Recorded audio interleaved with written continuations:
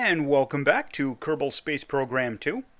In the last episode, we landed on the moon and caught a brief glimpse of what I believe to be a moon arch as we were flying home, and we encountered quite a few Kraken attacks. In this episode, we are going to tempt fate and go land on Minmus instead of the moon. So, I'm going to be doing this mission in addition just for, the exploration because we haven't been there yet. It's going to be a little bit of a test. I'm going to use a very basic design for a Minmus lander that has been very widely used by KSP1 players, very popular. Maybe not the exact design, but something extremely similar to this. Because Minmus is notoriously easy. Because of its low gravity. So this is going to be, I hope, a little bit of like a one-by-one, one-to-one comparison of like how a basic Minmus mission is going to work in KSP2 versus how it's going to work in KSP1. So I'm going to go ahead and build this up.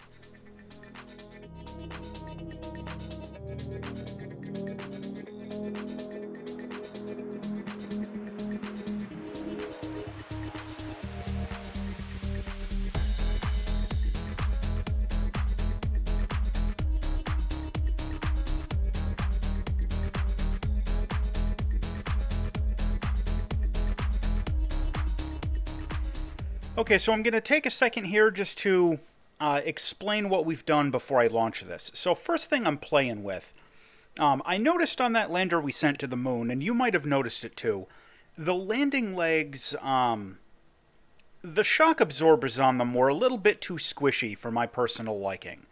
So I'm playing around with the landing legs on this mission. I'm just sort of trying to validate what these settings are going to do. The spring strength and the damper strength. I've got spring to essentially almost nothing and damper super high. And if this is too bouncy, I'm going to try it with the reverse. This is literally increment by one and test. It is the most primitive form of scientific analysis. All right, so further down, we have these fuel crossfeed lines. Now, if you're not familiar with the concept behind this, like if you're new to Kerbal Space Program, it's a concept called asparagus staging. So what these lines are going to do are feed fuel from these booster rockets into the central tank. And the purpose of that is as you're launching and all three of these engines are going, these booster tanks are feeding this middle engine in addition to the engine that's right on the booster. So that when you get to stage separation, your center tanks are still completely full. And that'll make a little bit more sense after we actually launch and go. And in KSP1, this or something very similar to this would be enough to get you to Minmus without really any trouble. Minmus is actually pretty easy, simply because its gravity is so low. All you have to do is get there. Now we're going to get... All right, we're going to... Oh, we got Tim C. Kerman back.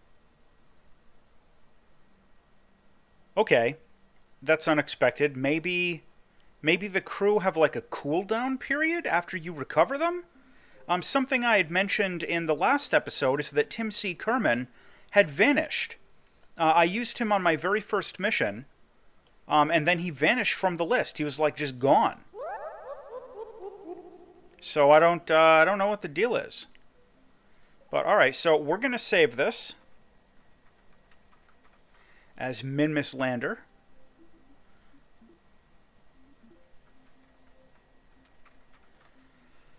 And save it as a whole new workspace.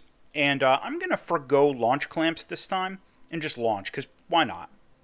What's the worst that can happen? Famous last words. Okay, there we go. All right, everything looks ready-ish. All right, up we go. Oh, and of course we added a strut to keep these side boosters a little stable. Oh, hey, look at that. We're up to 40 frames per second. Oh, no, I'm sorry. We're still at 20. That's 40 milliseconds per frame. I can clearly read my own user interface, right? Nice, simple rocket. Now, I'm going to hope that there's no weird glitches with this, but you're going to see when I stage separate that these center tanks are at their maximum capacity. But I have no idea if the readout is actually going to be correct. All right, we got to start to nose over. I forgot fins. I forgot fins, and I'm paying for it. Revert to VAB, because we forgot fins. Minor detail.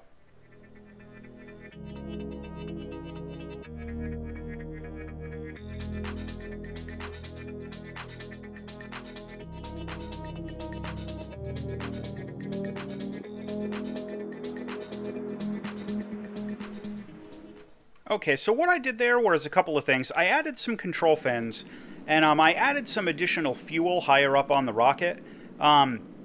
Really, that's just to make it a little bit more stable.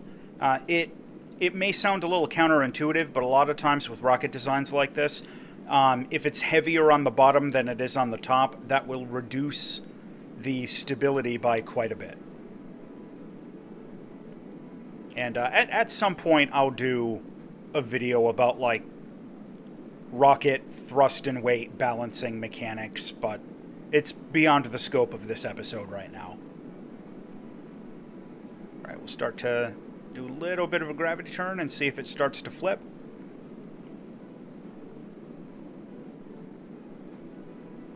Oh, yep, that's going to be an issue.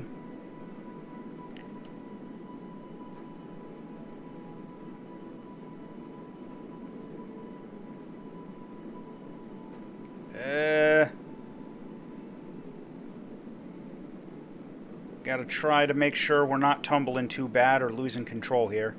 It's a bit more stable, so that's something.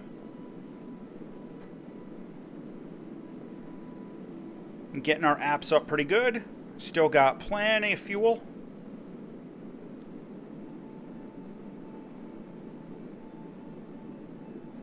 There's a weird little visual anomaly there with the little contrails.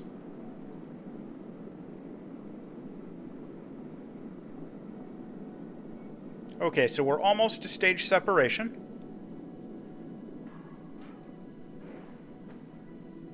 Alright, so it's not really showing it the way I'd hoped, but these, and we can't right-click in KSP2 to demonstrate, but these tanks are actually still full. At least they're supposed to be, assuming KSP2 is doing asparagus tanking correctly. Alright, so let's get back out to here. We're going to set Minmus as our target. Alright, and where is it on its orbit? Okay. Might be able to make that happen. Alright, first thing we got to do is get our apoapsis up a little bit.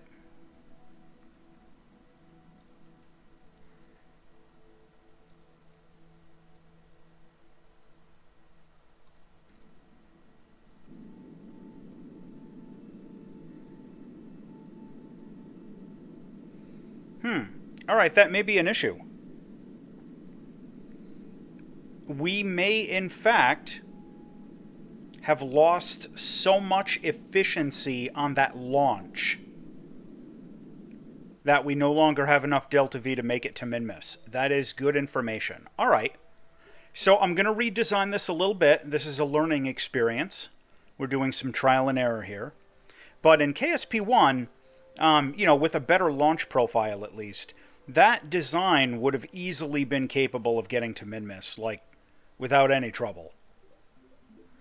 The asparagus staging really is extremely powerful, but for right now, I'm going to redesign this a little bit and be back in just a moment.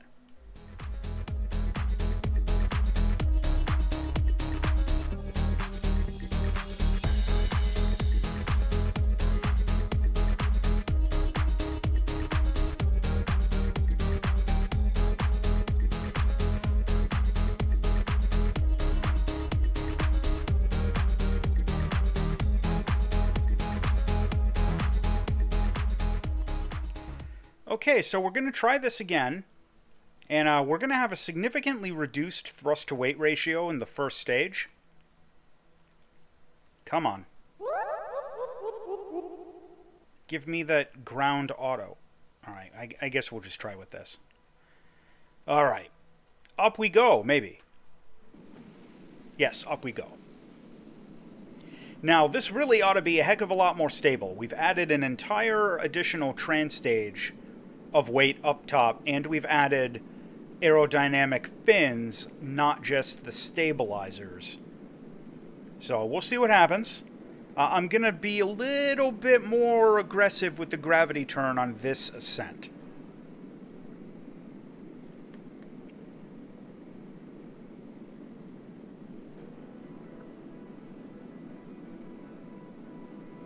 Oh no, I forgot the struts. Oh no. Oh, that's not good. This may end very badly. I forgot the struts for the boosters. Oh, and we're wobbling. Uh-oh, we got some spaghetti noodle stuff going on. Okay, this could end up being very bad, but I am gonna hope for the best. Oh. Well, we've got a good gravity turn going at least. And we're not flipping around, so that's cautiously optimistic news. Although we're almost at booster separation, and I'm a little worried about the thrust-to-weight ratio out of this engine. I had hoped that my apoapsis would be a bit higher.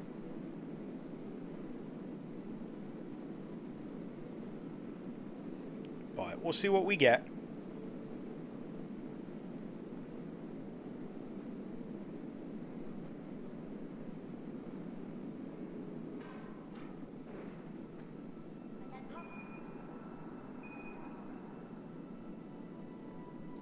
Okay, we are very slowly still gaining speed, so that's a good thing.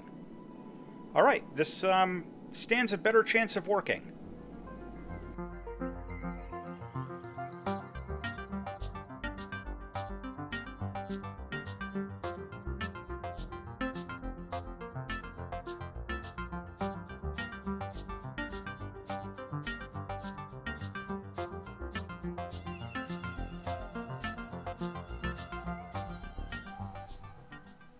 Okay, I'm a little worried. That first stage really should have had enough delta V to achieve a stable orbit.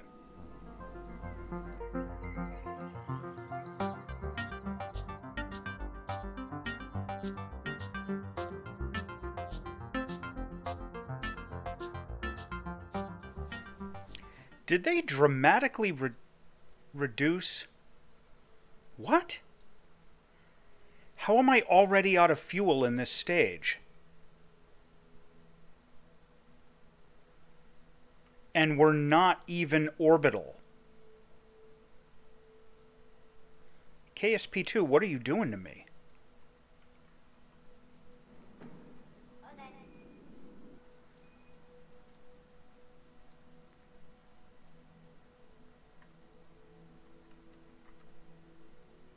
What are you doing to me, KSP2?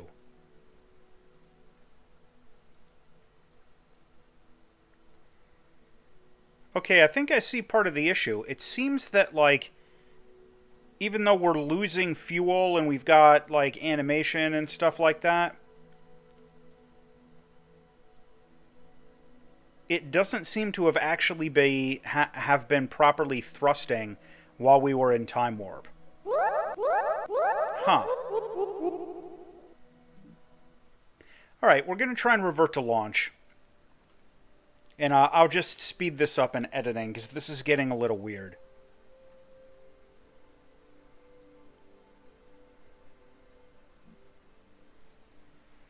Oh, no, you know what? We gotta add those struts. Minor detail.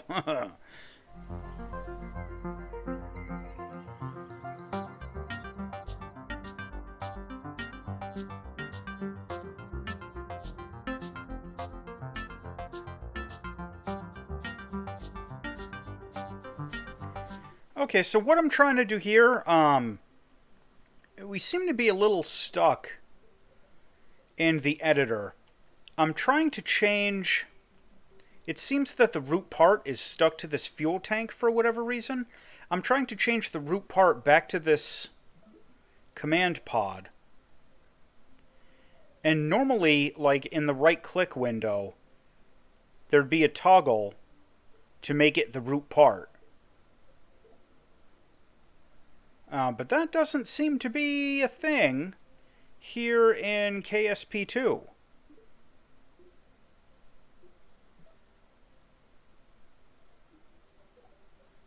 Just for curiosity, let's see what this says. 5,000 delta V for Minmus?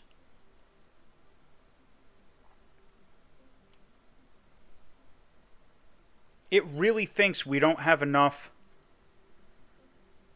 delta V to reach Kerbin orbit with this vessel. That is crazy. That's crazy. It is definitely like doing something wrong with the asparagus staging, which is good information to know.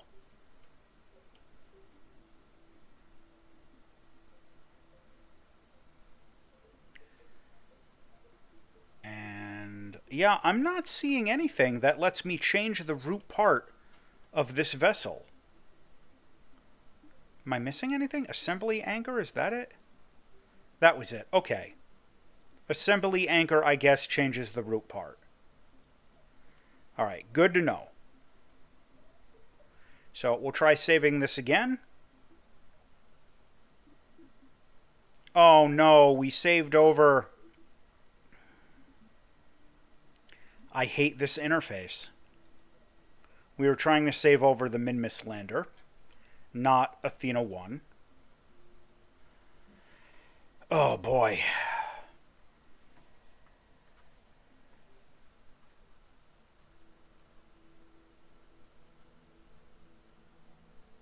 Alright, let's try it all again. But this time with no time warping at all.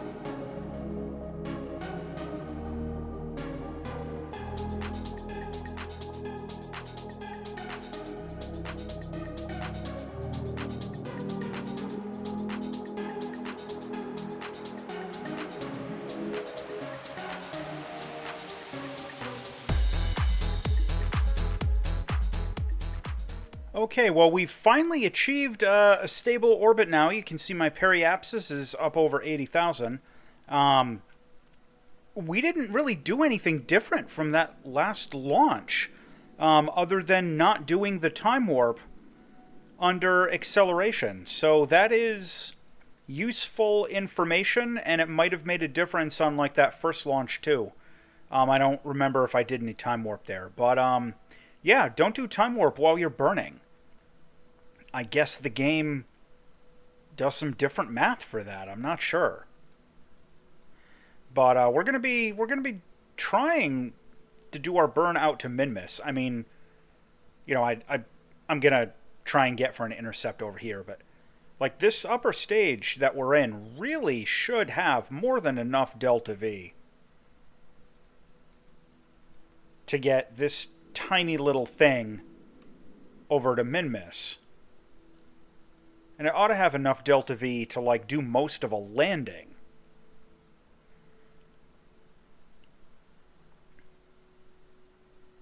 But I don't really know. Definitely the engine performance on these little ones seems to be nerfed a little bit. This isn't quite the trajectory I wanted. It's going to be a little far behind.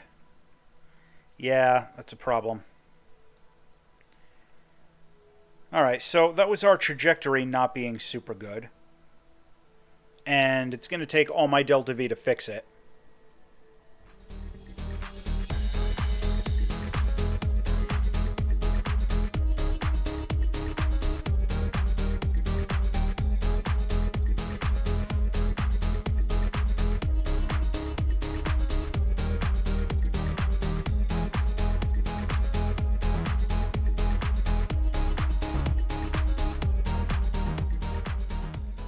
Alright, I ended up using RCS to fix that. This should give us an intercept. It's going to be a real crappy one. Whoa, oh, oh, oh. Oh, and it zipped us right by Minmus.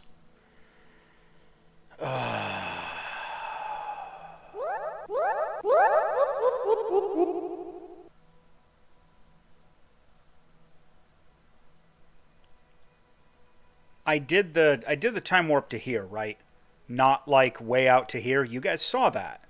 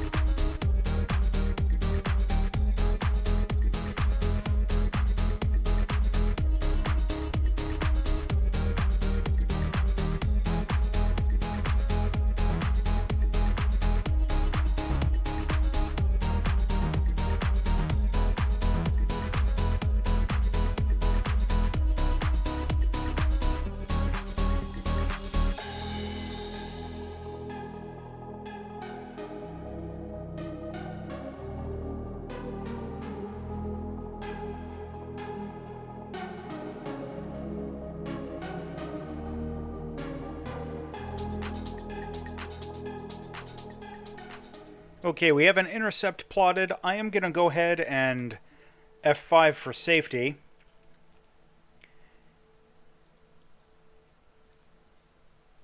And now I'm just going to use time warp to manually fly out there. What a pain in the rear.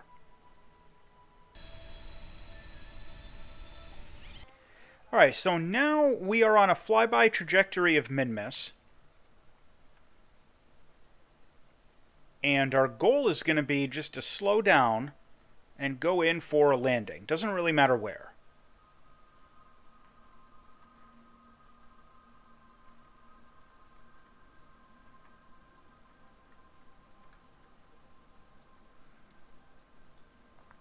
Alright, and because Minmus's gravity is so low, this is actually going to be, this small amount of fuel is actually going to provide for a significant amount of delta V.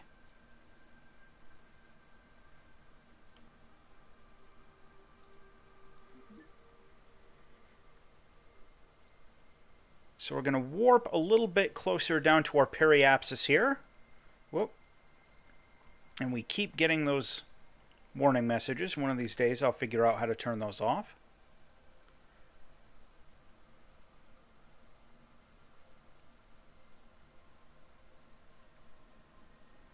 Yeah, see, look at how little it took to accomplish that. Oh, it looks like we're all right. That's not bad. That's not bad. We might even be able to land on the flats there. It's not bad at all.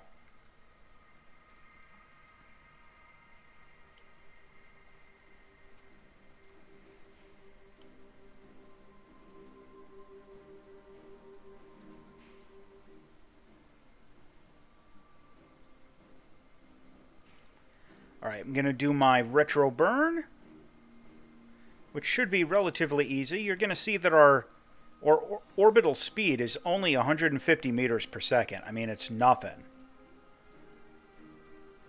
So this is actually going to be relatively easy. Famous last words. When you say something is going to be easy, you're almost like guaranteeing that it's going to be a massive problem.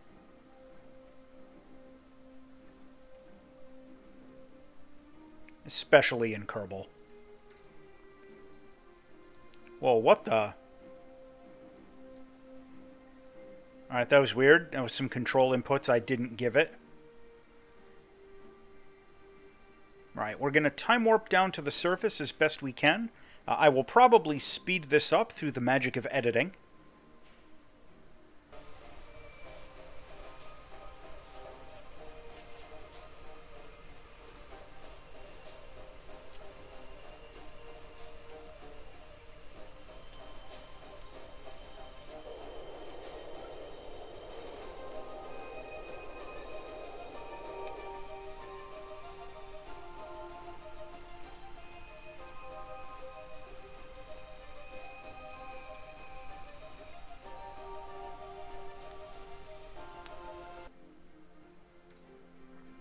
All right, we're getting close to our final touchdown here. Whoa, whoa, whoa, whoa. Yeah, and as you can see, very small inputs of thrust are enough to generate really large results here on Minmus. Let's just try and cancel out a little bit more of our momentum there. Uh-oh. Not quite what I was looking for.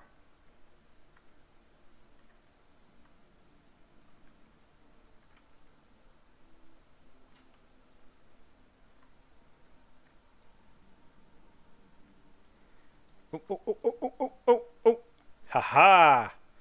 Oh, okay, look at that. The landing legs are super squishy again. Super squishy. All right, which one of these is the parts manager?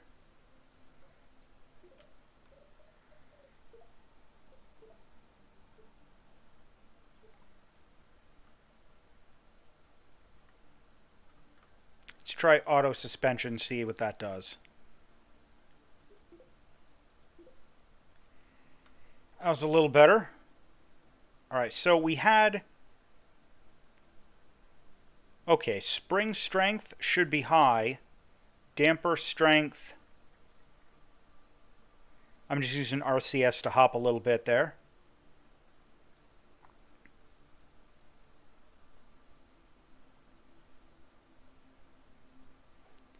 All right, spring and damper strength both maxed out. Gives rigidity with the landing legs. That is very useful information. All right, so in any case, we have landed on Minmus, and let's take a quick survey around. You know, again, we got lucky on our first moon landing. Found that arch. Over there, that might be something, or it might just be stars. No, that is definitely something. And you know what? On Minmus, the EVA jetpack is going to have a lot more delta V than it does on the moon. So I'm going to save. I'm going to jump out, and where was that I just saw? Right over there. All right, I'm going to go look, because maybe we got lucky on our first landing on Minmus. Or it might be nothing.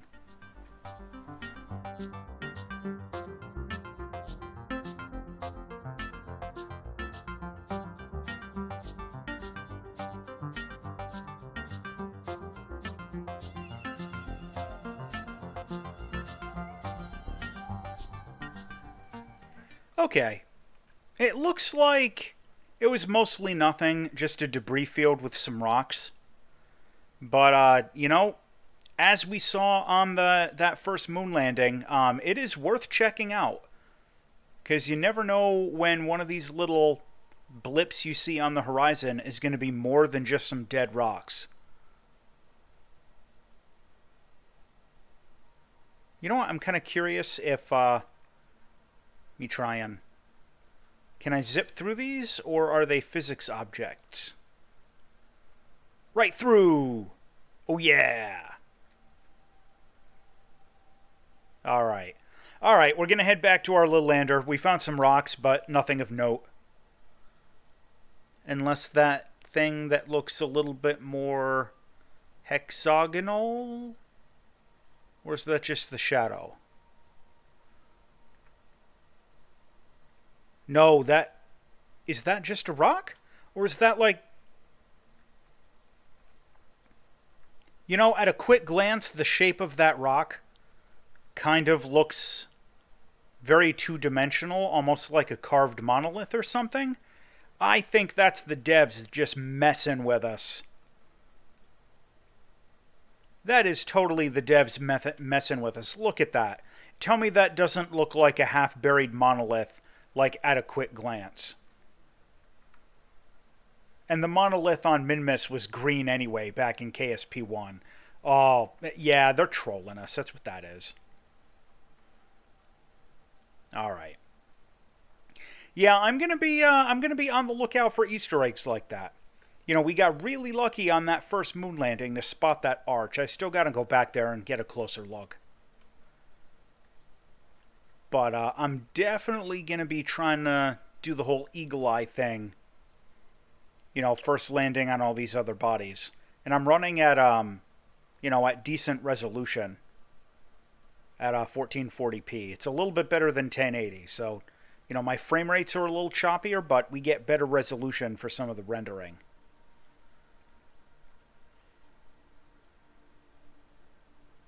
All right, let's get this guy back to Kerbin.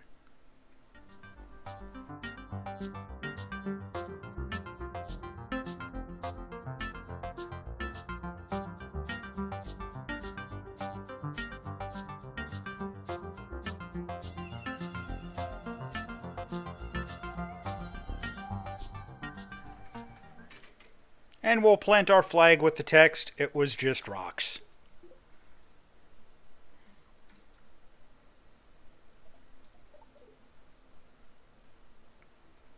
Oh, that was a little glitched out, but it was fun. Alright, we got our flag on Minmus.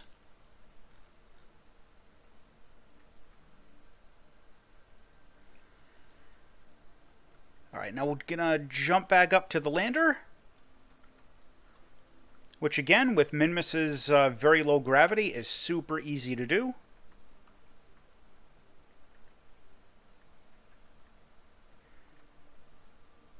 Of course, getting to the right part of our lander might be a little weird. Because these crew members now, as I discovered on that first EVA, they've got like magnetic boots now, so that makes things a little strange. Alright, you know what I want to do? I want to twist a little bit before I take off and just orient myself. Where am I on the planet anyway? I am right on the equator. How convenient is that? Alright.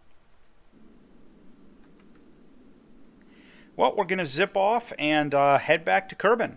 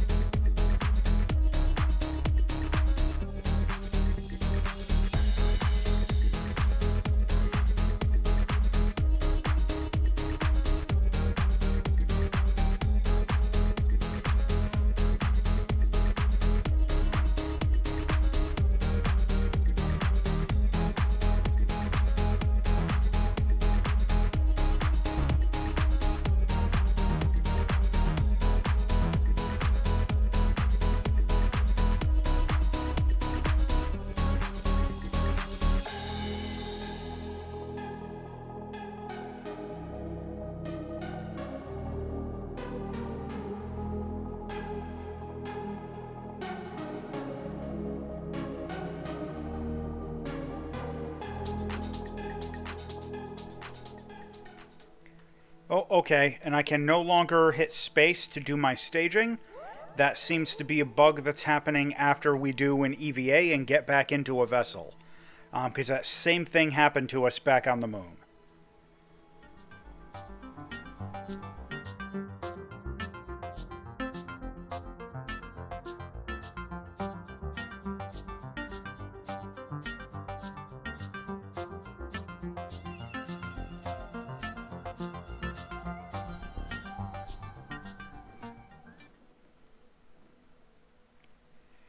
Okay, we have landed back on Kerbin, and let's recover vessel. And maybe it kills our Kerbal, maybe not. I don't know. Oh, it's interesting. Weird little camera bug there. But yeah, so through trial and error, we found that a vessel from KSP1, a design from KSP1 that should have easily been able to land on Minmus, was not able to do so in KSP2. We had to pretty significantly over-engineer that booster in order to get up there. But you know, that's why we're doing the exploration and stuff with KSP2. Live and learn, right? As always, thanks for watching.